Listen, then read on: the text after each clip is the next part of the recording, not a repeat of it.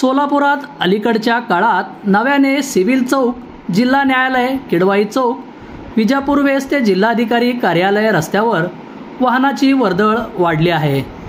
सोलापूर जिल्हा व सत्र न्यायालयाचे नवीन इमारतीचे काम सुरू असल्याने वाहनांचे मोठे रांगभर रस्त्यावरच लावलेले आहेत।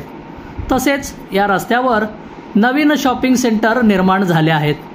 येथील दुकानदार रस्त्यावर आपल्या दुकानातील माल आणून लावत आहेत। तसेच या ठिकाणी फेरीवाले यांचीही संख्या वाढत आहे। दुकानांसमोर वाहन लावण्यासाठीच्या जागेतही दुकानदाराच्या मालकाने कब्जा केला आहे।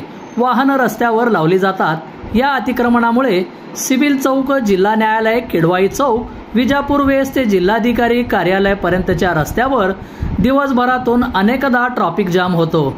बेगमपेठ पोलीस चौकीपासून येणाऱ्या रस्त्याने वाहन चालकाची संख्या जास्त आहे। अतिक्रमण आणि वाहतूक शाखेच्या पोलिसांनी याकडे लक्ष देण्याची मागणी या भागातील नागरिकांतून व्यक्त होत आहे। बंधुप्रेम न्यूज चॅनलला लाईक, सबस्क्राइब व बेल आयकॉन दाबायला विसरू नका। धन्यवाद।